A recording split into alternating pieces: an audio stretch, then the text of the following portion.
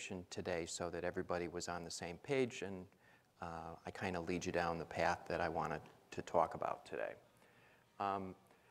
We're talking about code vulnerability scanning today, but I wanted to take a step back and just go over some of the areas on the mainframe where vulnerability analysis occurs. You're probably all familiar with what I refer to as configuration vulnerability analysis. Disastigs is probably the most visible example of that. It's basically checklists, checking configs, making sure the knobs are set a particular way. Network vulnerability analysis, this is your port scanning and looking at how the data comes in and out of your mainframe system. Patch management, making sure you have all the required fixes for those vulnerabilities that are on, that are known that hackers could take advantage of, and making sure that they're on. There is also real-time monitoring, and when I put this foil together last week, what I was thinking about was the ability to detect code-based vulnerability exploitation in flight.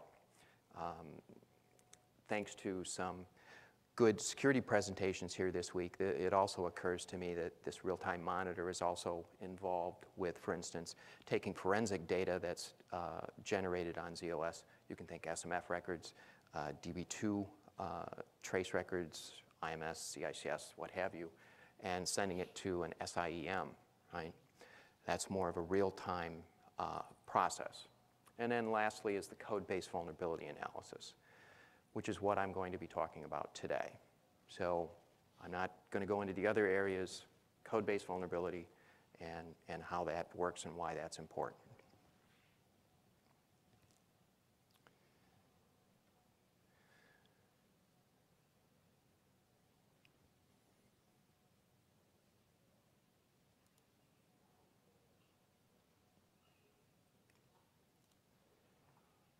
Oh, how do I get this back?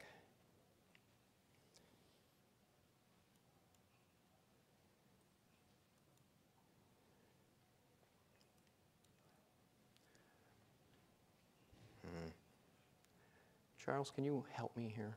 I can try. I appreciate your confidence.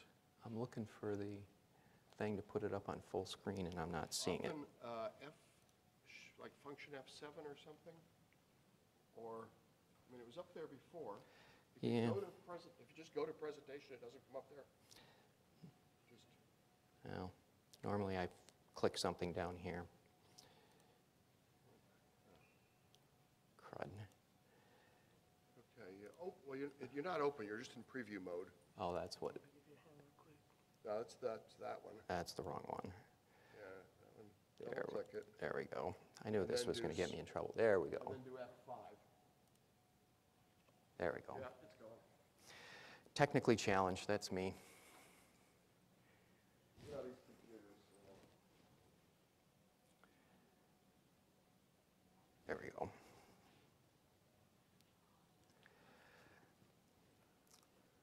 This is something that we found on the internet.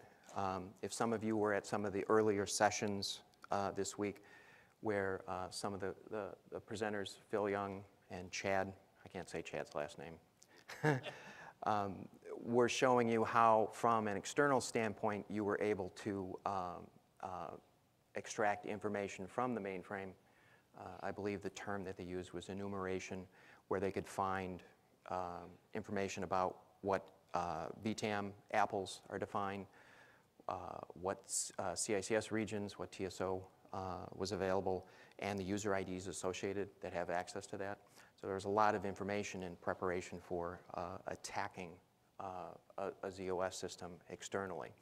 The stuff we're going to go over today is what is sort of like a follow-on with that, where once you've worked your way into a ZOS system, whether you're doing an external attack or you already have access to that system, even though you don't have much authority there, these code-based vulnerabilities will allow you to dynamically elevate your security credentials and then do whatever it is that you're there for. So,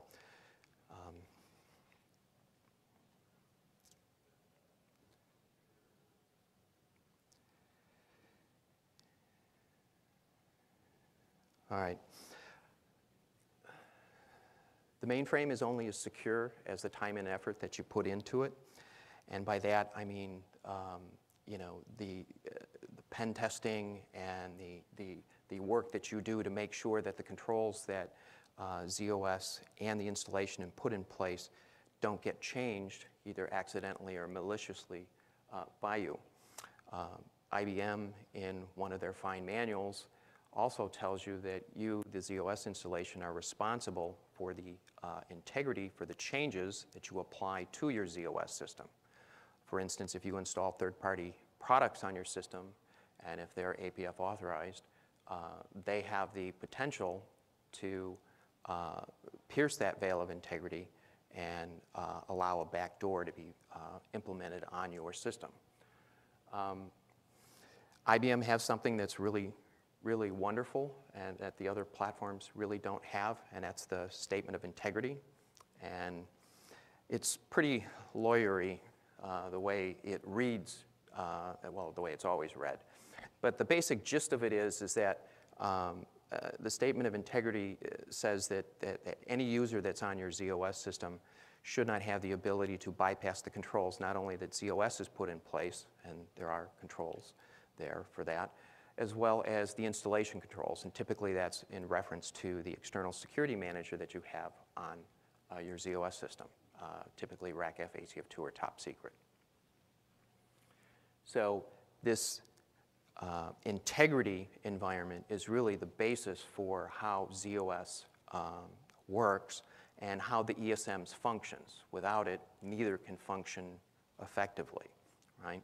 And one of the things you need to keep in mind is that ZOS can have literally hundreds of applications on the box with tens of thousands of users that have access to that system, and they can access one or many of those applications. So you have an environment where you have a lot of users coming through doing different applications, right? So you need a slightly different mindset to make sure that you do your due diligence to make sure that that system is secure.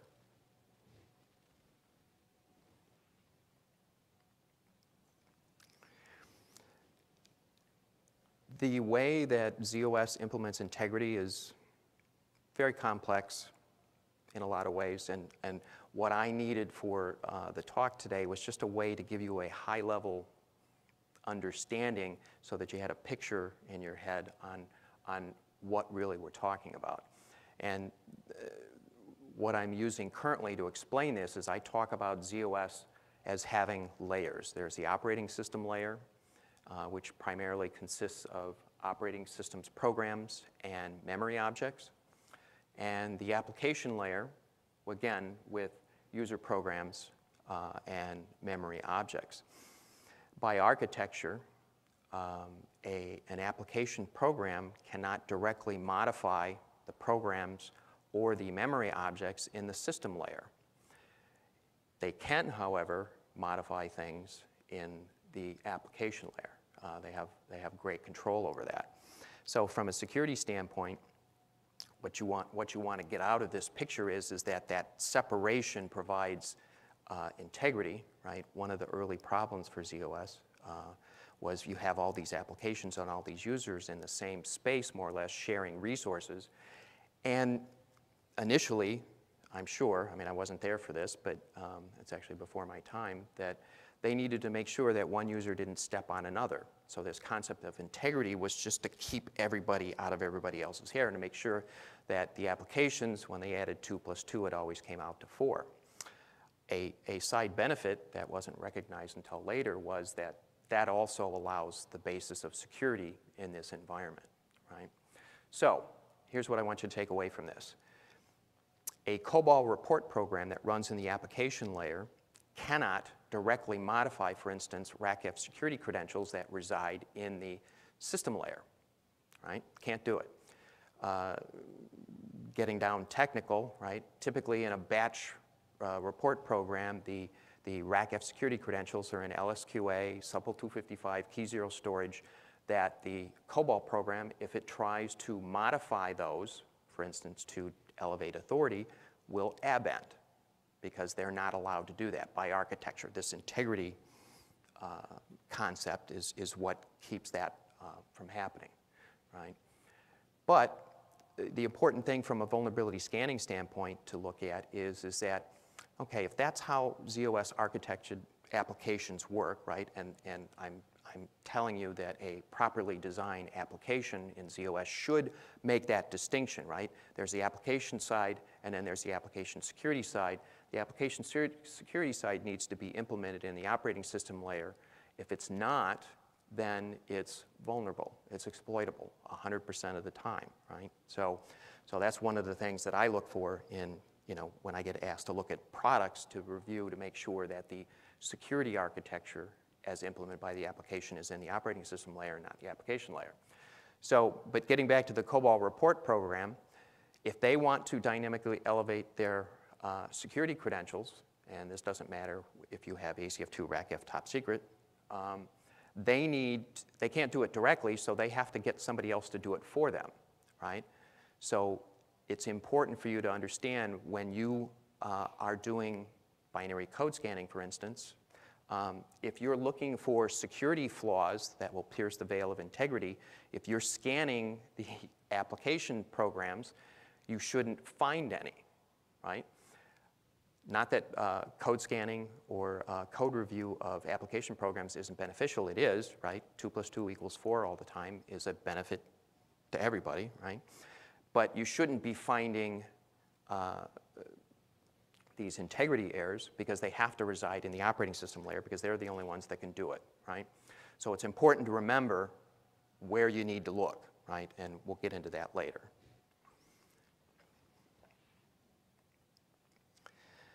I'm going to try and go over to a TSO session here and just do a quick demonstration. I forgot to check this to see if this actually displayed. Yeah, that you may have to change something there.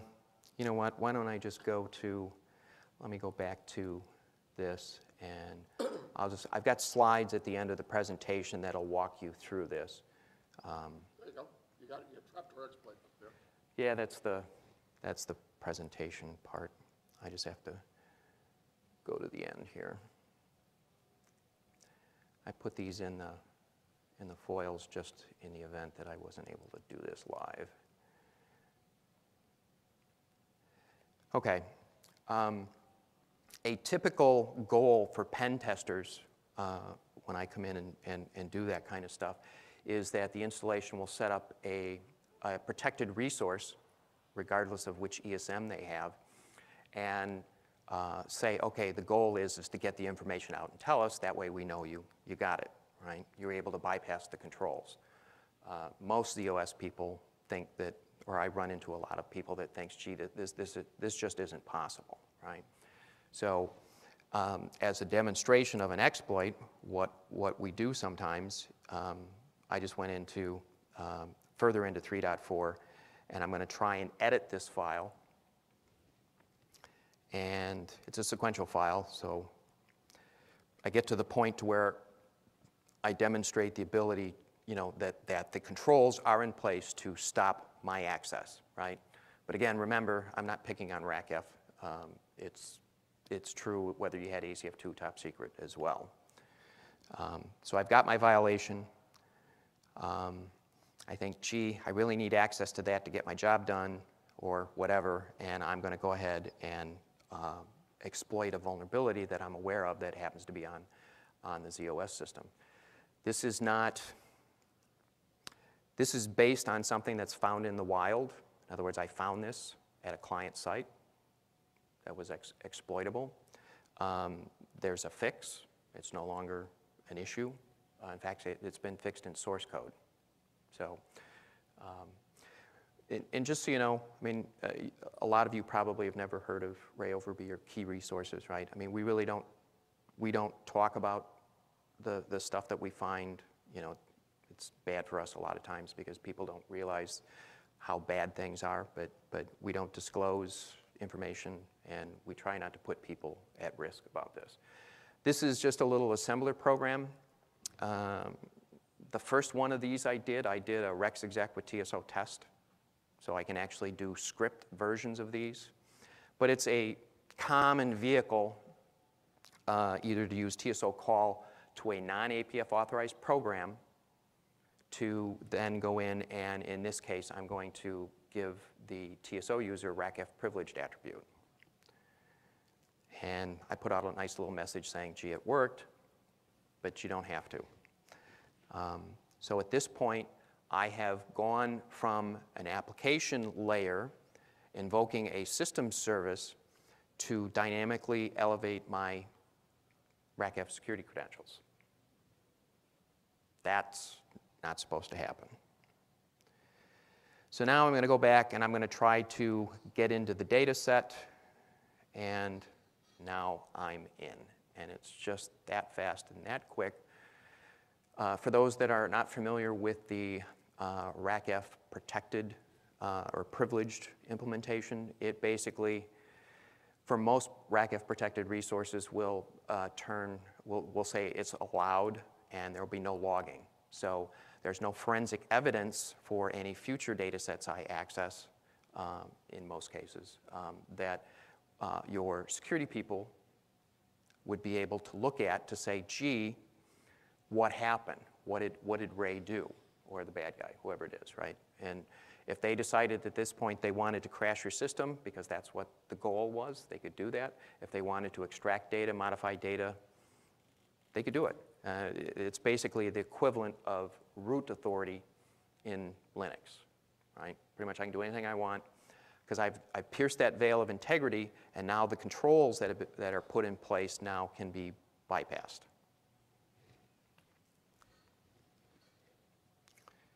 All right, I'll go back into the presentation now.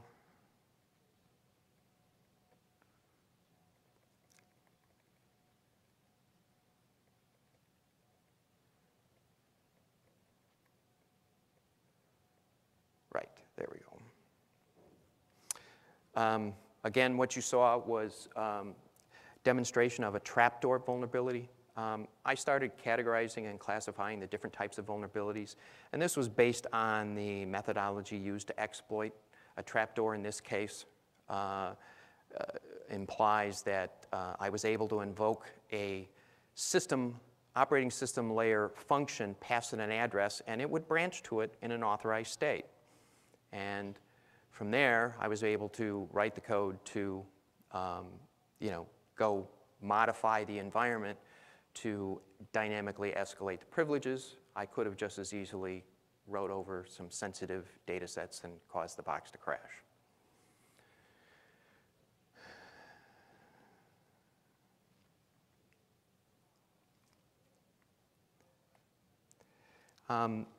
This happens to be ZOS 113. I haven't upgraded yet. I'm going to 2.1 shortly.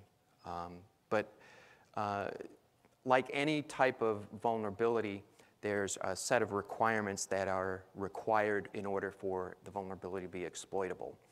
In this case, you just need to have the ability to execute the program, and that's about it. There was no extraordinary security authorities, nothing. Just access to the system and the ability to execute a program. In this case, I elevated security authorities, but I could have picked on the ZOS attributes as well. I could have set bypass password protect, or I could have,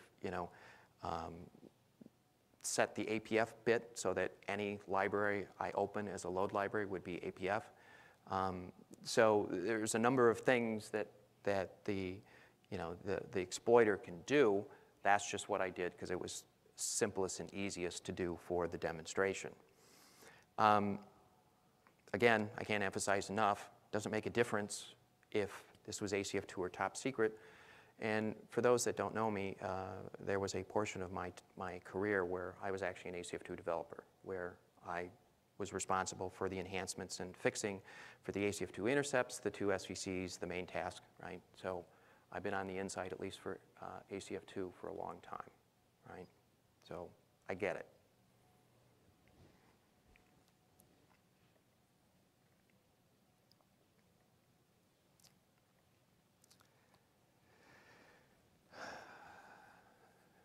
Because the concept of integrity doesn't play well in other platforms, if I talk to a Windows or a Linux person about integrity, I put them to sleep.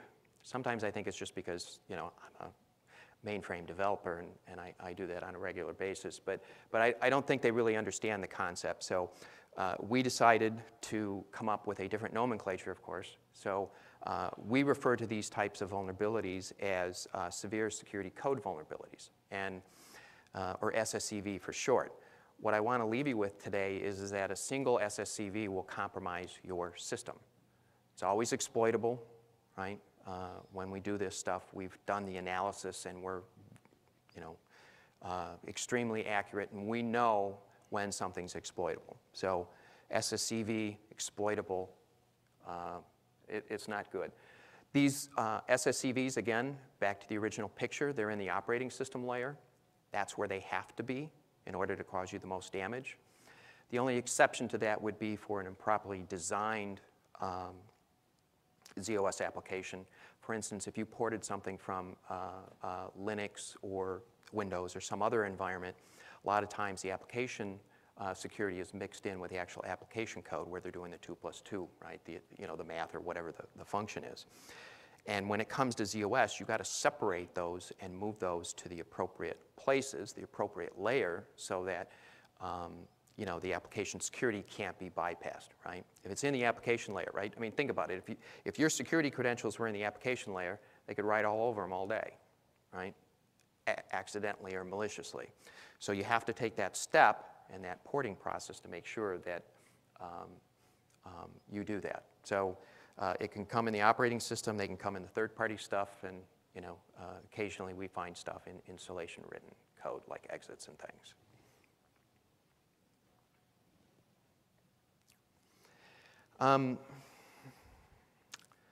For those of you, I don't have a slide for this, but for those of you that are not familiar with the other platforms, they have various scoring systems. The government has theirs. There's some for commercial applications. The one that we use is called the CVSS, Common Vulnerability Scoring System. Most of the work that we've done with it is with version 2. There's a version 3 coming out.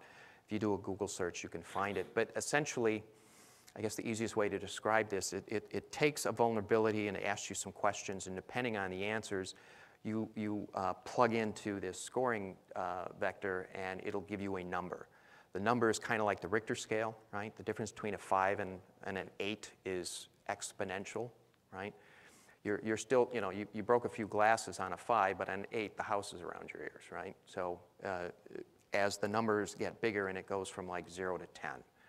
And so SSCVs in general, because we score them by category, not by individual exploit, comes out around 8.4 on a ZOS system that has something that you think is important, right? Typically, my experience is in the other platforms, anything over a 7, they stop what they're doing and fix it, and nobody goes home until it is. So it's a very serious thing. So with the CVSS scoring, it's a way to let your management know, how severe the issues are. And this is just a little bit of information on some of the things that we've found over the last 3 or 4 years, right? The numbers aren't as much as some of the other platforms, but again, you just need a single one on your system to be able to compromise that system. And ZOS being the platform that it is, right, a lot of times, depending on where the vulnerability is located, if it's in the BCP, every ZOS system on the planet has it, which means once you have that information, you can take that anywhere, right? Typically, one of the requirements for a vulnerability for exploitability is, gee, do you have that version of the software, right? Again, every ZOS system that would have that, if it's in the BCP, it's there. If it happens to be a third-party, David? Ray, is this getting worse, or are you getting better at seeing it? I think it's a combination of both. There's something that the question was, it seems like, based on the numbers, that it's getting worse. Are we getting better, or are things getting worse? I think it's a combination of both. we're getting more exposure and seeing more vendor products and seeing more installations, right? The other thing is that we are improving coverage. You know, we work actively to do that. And based on our knowledge, we're probably looking at, I don't know, 15, 20% of the code path that needs to be looked at. And, you know, as we increase that, unfortunately, it looks like it's going to be a target-rich environment. So, so yeah, it is getting worse. My current world record is I've found 130 plus SSCVs at one scan for a client. I shouldn't be able to do that. ZOS should be more secure, and the people that participate in it should write code that doesn't violate the IBM Statement of Integrity. But, you know, having been a developer for 35 years, I mean, I understand it's part of the business, right? If you write that kind of code, it's not if, it's when, and it's just a matter of how you deal with it. So I'll go into a little bit about the different types. And again, I said I was classifying things based on how to exploit them. But least privilege is one that gets me in trouble with vendors a lot. But right now, that one's looking at SVCs that are installed on the system and making sure that they don't have APF, that they're not APF authorized, right? I thought everybody knew that SVC routines receive their authorization from branch entry from the SVC first level interpaneler, but apparently that's not the case. And some people will link them as APF, which opens them up for attack as a batch program. Typically they fail because of the entry requirements, but still, you wouldn't APF your COBOL report programs, right, because they don't need it. It's a common standard practice to only give the jobs and the users enough authority to do what they need. So that was something that we started doing, and we're finding a number of these. Identity spoofing is just a way to pretend to be somebody else. We've actually found some of those. System instability. We'll run into situations where if you invoke a service that's on your production system, that the system will crash if you don't pass what the code expects, right? So that's a fairly serious problem, right? It's a disaster waiting to happen. If there, you know, there's this, you know, when I talk to developers, right, the first answer I get a lot of times is, gee, it's working as designed, right? But for the APF side or the operating system side, that's not the required due diligence. Not only does it have to work as it's designed, it can't have any unintended consequences, right? So there's a higher due diligence on that side, and once I get them to understand that, then, you know, things kind of start working better. Storage alteration is a very common example. That's where you invoke a system service and you pass it an address, and it will update that address for you. And if you want to point at your security credentials and change those, you have that ability. And then, of course, the trapdoor, which baffles me why this ever happens, but if you pass an address, it'll branch to it in an authorized state. So those are the numbers.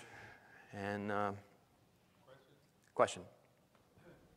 How do you find these things without having access to the source code for the operating system? Do you have to analyze object code? We do not analyze. The question is how do we do the analysis? And we use standard ZOS instrumentation data to perform the analysis. And I got a foil in here that talks about the architecture of what we're doing, and that'll probably give you a little bit more detail on that. Ray, just quick, on your least privilege exposures. So if I understood what you said, you're finding that installations are loading SVC modules from libraries that are on their APF list or can be in the APF list, and they have been compiled with compiler option AC1. Am I understanding? Is that correct? Yes. And that's a no-no. Absolutely. Okay. The question is that the explanation of the least privileged vulnerability is that the SVC was link edited with the AC1 attribute, the APF attribute, and that they came from an APF authorized library. And the answer is yes. So that's an easy one to find. That's just a mistake. I'm not saying what you're doing isn't complicated, but us normal mortals can go and find those on our own without evaluating the code. The question is that a fairly straightforward process? The answer is sometimes. There's something that I refer to as statically defined SVCs, which means that they're in a load library and they're APF authorized and all that, and in the normal setup that you would expect. There's also dynamic situations where content supervision blocks are written, they flip the APF bit, they may just get me in a hunk of storage and copy code into it, so unfortunately it's not always that straightforward, but that's the concept that it started from, and SVCs just don't need APF, and it's usually a bad sign if you're paying for third-party software and the SVCs come in as AC1, then what else might be at issue here, right? So I mean, it is typically a simple, easy fix. I'm not the one doing it, but I try to make it out that it is, but yeah, that's fairly straightforward. So, any other questions? To clarify what you just told him, SVCs are not APF authorized. It's the caller of the SVC that has to be authorized in order to call that SVC. So that's a different attribute. The question is that the caller needs to be APF authorized. Technically, no. SVCs don't require APF. By architecture, they could control. A couple of SVCs. 39 is the one that requires the caller to be APF authorized. Right. And from a pen testing standpoint, you'd want to skip that one because a normal user, the COBOL report program, shouldn't be able to do that one, right? But yes, so that's one issue. The other issue is that when SVCs are branched to by the first level interrupt handler, they're in key zero soup state at that point in time, and I haven't met an API that won't honor that, right? So you don't need APF, right? That's usually the conversation I have with the developers. It's like, okay, tell me what API you need to invoke that key zero soup doesn't give you access to. And we kind of work backwards from there. So, any other questions?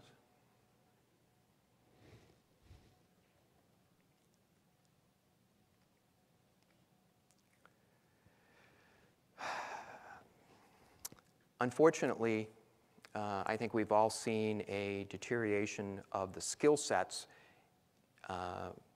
in the client installation. Myself included, we're aging, people are retiring, and the knowledge drain is happening. Not everybody understands when they're making changes to, for instance, an SMF exit, that if they make a simple mistake, that can introduce an SSEV into the environment that could be exploited, right? So there needs to be controls, peer reviews, code reviews, binary code scans. The due diligence is required to make sure that those instances aren't something that will cause you to be vulnerable. As an example, as recently as last summer, I've discovered systems programmer installed magic SVCs, which would APF or turn on security authorities or modify those out of an SVC that the installation didn't know was there, right? And in this case, it twiddled with the resume PSW of the requester. Thank goodness IBM changed the interface at 1.13, so it stopped working at 1.12, but the fact that it was there, the installation didn't know about it. Their current systems programmers, which were good, educated, responsible SMPE people, just didn't have the background or the skill to recognize, hey, what's that SVC, right? I mean, tech support, when I put my tech support hat on, if it's not broke, let's not fix it. And if it IPLs and nobody's complaining, I'm going to leave that SVC there even though I don't know what it is, right? I mean, that was the explanation I was given. And I'm like, well, you need to know, right? As part of your due diligence, you need to know what's on your system, right? If it comes from a vendor, fine, you can somewhat give the responsibility to them. But if it's your own SVC, Not only should you know what it is, you should have current source codes, current listings, and have a review process to go over that stuff, right? They may not change very often, but when they do change, right, just like a configuration-based vulnerability analysis, change is when vulnerabilities can be introduced. And that's what that should be the trigger that you need to be looking at this stuff.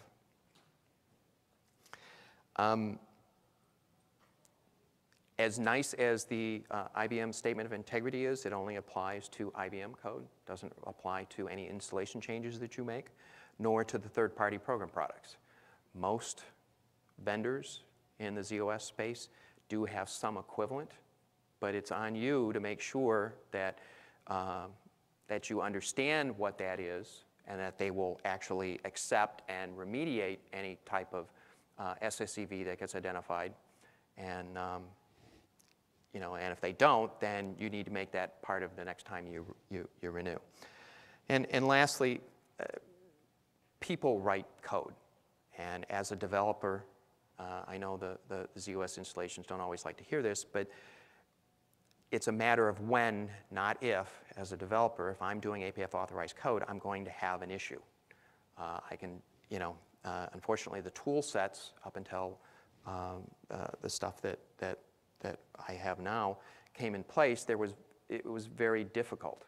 And certainly, you know, knowledgeable people can do code reviews and do that, but it's not enough.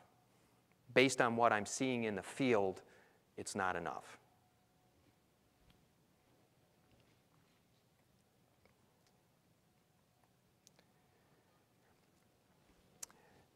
Vulnerability lifecycle. This is probably something, if anybody is pen testing, especially if they're on other platforms, is very familiar.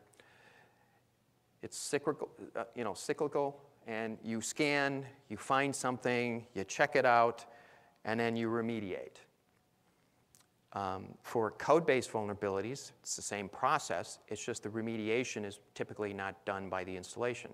If it's a third-party product, or it's the operating system, it's just like you get an SVC dump on the master console and something's broke, you need to report that problem to the vendor to get remediation. Same thing here for the code-based stuff, right? So it's a similar process, but the sad thing is that ZOS isn't mentioned, right? That's partially due to the lagging behind of our space in, you know, doing the due diligence that's required, right? You need to protect the data on ZOS that you have hundreds of applications and tens of thousands of people, and if there's one SSCV on there, whether they can access that application or not, they can get access and compromise that data.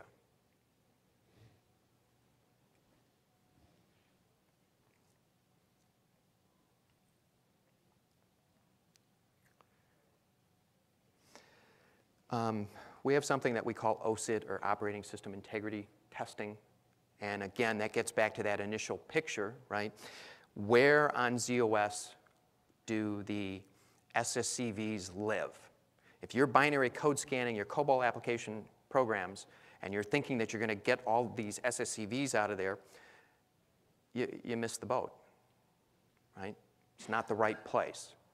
So you need to make sure that you and your management understand that while code scanning for your application layer is good, because whatever product or process you're doing, that needs to be accurate, but it's not going to find SSCVs. They shouldn't be in there if the ZOS application is properly designed.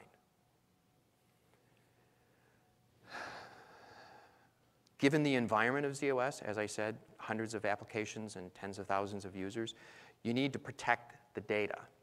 It's not enough to, you know, protect the perimeters, to protect the application. You need to make sure that the operating environment that those hundreds of applications run in is secure, right? You do everything else right. You do your network scanning and you got your ports all tied down. You do your configuration analysis. You're tight and nobody gets access to anything that they don't need. I can come in with one of these SSCVs and just knock all that down and do what I want. So that first picture, right, those are the areas you need to be looking at, and ignoring the code-based scanning side of things can catch you unawares. So a vulnerability management program really should be in place for your mainframes. Very, very few people have that. People are starting to go to that. It's likely if you have internet-facing applications, you have those people in your organization today. If you're like most installations, you don't let those people get anywhere near the mainframe. There's always stories about, port scans knock ZOS down. Well, honestly, if that happens today, then shame on ZOS. ZOS is a very robust platform, and it should be able to handle that sort of intrusions. So it's kind of a shift in thinking, right? The mainframe is no longer this isolated platform. You're connected in every way from everywhere, and the procedures that you're using are just not adequate enough. You have to look at all the areas that I pointed out in that initial foil, and your management has to buy in to doing repeated cyclical pen testing and analysis to make sure that the controls that ZOS and the installation has put in place don't get bypassed, either maliciously or accidentally, right? We all have been around security long enough that we've had situations where something critical security profiles got changed, and you get a production outage, right? You need to be monitoring that stuff, right? And however you do that with an SIEM or that and some of the code scanning stuff, right? But you need to be doing it. Your systems will be exploitable, and it's. I don't think anybody in this room wants that to happen. A little bit about the architecture. The process of looking for doing binary code scans, I mean, the process has been around for a long time. From the manual standpoint, right? There's a man called Peter Goldis. I think he's in the New York area. Was a very big proponent. He was very good at it, but it was manual, something that he would have to do and do himself. The problem with that is that there's literally hundreds, if not, well, typically for SVC routines, right, there's typically anywhere from 135 on a vanilla ZOS system to 200 plus on a Fortune 50 client, right? Program call routines, you can have anywhere from, I don't know, I've seen anywhere from 400 or 500 to several thousand, right? There's just too many programs to do by hand in a short time frame. It has to be automated. It can't be done by humans because you'd have to have 30 or 40 of them, and I don't think there's 30 or 40 Peter Goldises in the country today. So an automated process, but it also has to be very accurate, right? A lot of the automated processes that I've seen and have been exposed to have a success ratio anywhere from the 15 to 25% range. That means 75% of the time that's a false positive, and you have to spend time and effort to identify those and do that, right? You can't have somebody like me at every shop. There's just not enough of us, right? So you need a process that basically can be run by individuals and done in a way that you don't, a mid-level sysprog or a security person can do it. To get the accuracy, Gartner has something that it calls the Interactive Application Security Testing Environment, and this was designed for Linux and Windows systems. I had no idea about it when I was doing the key resources stuff, but what we're doing falls into that category. And one of the things that an IAST architecture provides is high accuracy. So when you do this scanning, you need a process that will 99.99 times out of 100 give you exploitable vulnerabilities. If it's going to be automated, you have to have that kind of accuracy rate, right? This architecture describes, I don't know if you go to Gartner, and Joe Feynman was the guy that came up with this stuff, and he talks about certain characteristics of an IAST application to do testing, and of course these are for Linux and networking things, right? But there's enough of that stuff in there that when I looked at it, it's like, holy cow, that's what we're doing. And we solved that problem of the accuracy, right? So that was a very critical piece in that. So you now have the ability today to kind of look in that black box, even though you don't have the source code, and can get information about, is there exploitable vulnerabilities in there, right? Because you're not really concerned about what the process is. You don't care, right? You just want to know, is there something in there that's designed improperly that a malicious person, or even accidental, can exploit to cause a system outage or expose data or compromise your system.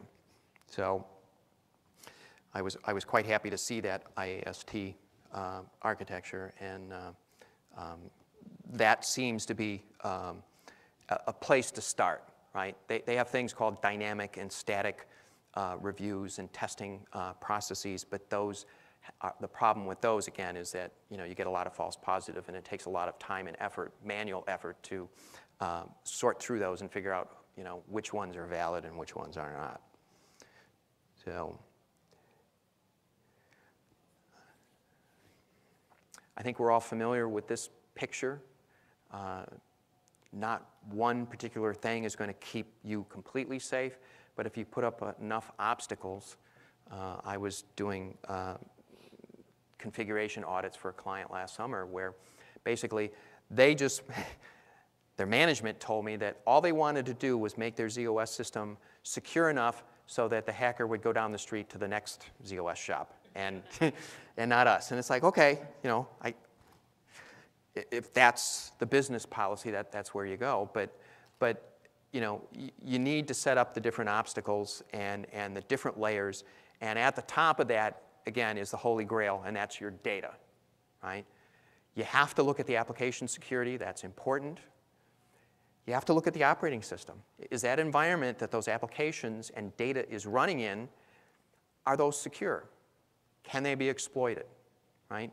In today's environment, I think it's pretty well understood that nation states are trying to reverse engineer and find vulnerabilities. People are looking at this stuff, right? It's not just somebody in Joe's garage trying to, figure this stuff out, right? So you cannot ignore any part of this, right? In order to do a complete job and secure your data and make sure it doesn't end up on the dark web being sold, you need to do this. Need that defense in depth. And the part that we're talking about today is basically that operating system level there, right? Can somebody bypass the controls that ZOS and the installation through their external security manager have put in place? And unfortunately, based on track record, the answer is yes. You all have these things today.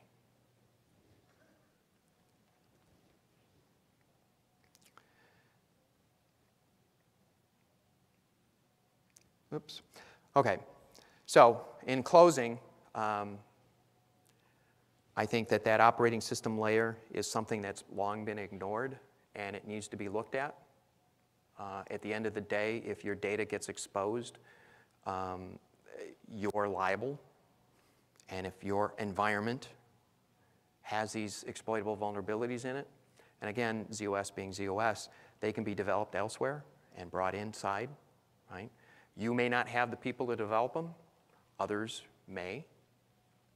If you were in some of the sessions earlier this week, there were talks about things that you can download on the web.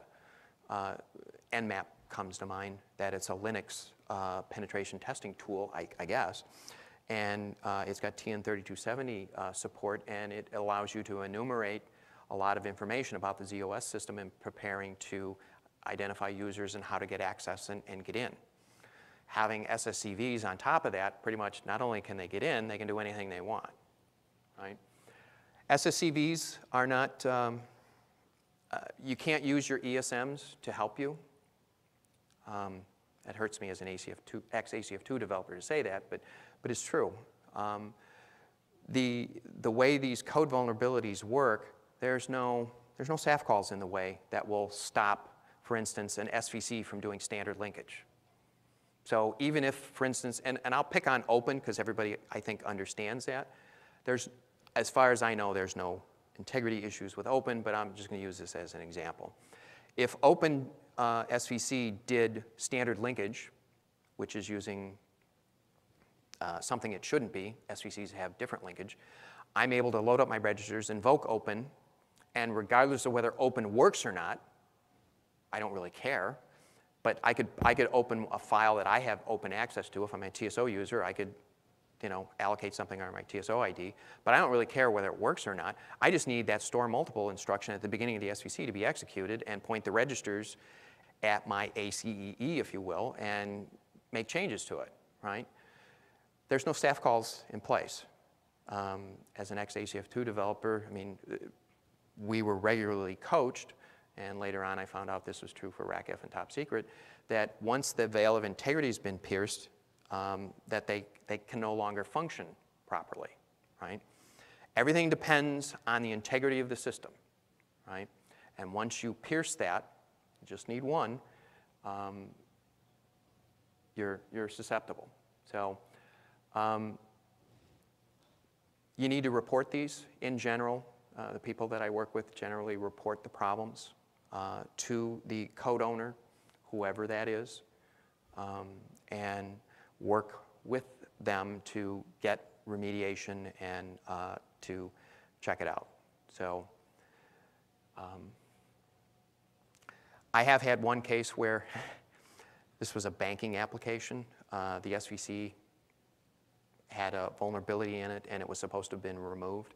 So out of all the hundreds of SSCVs that I found, I actually had one where they're actually able to remove the software. So while it's technically possible, it just really never happens. So this is an area that really, as a ZOS person, really concerns me that I'm finding as many issues as I am. So, any questions? Great, it was a really good presentation, thank you. Have you seen vulnerabilities in the wild, both on the MDS side and the system services side? You have now 2 places to check. The question is based on what I'm seeing, are we seeing stuff primarily in the ZOS space or the OMVS space? Based on the areas that I'm looking, it's a little bit of both. There's no OMVS.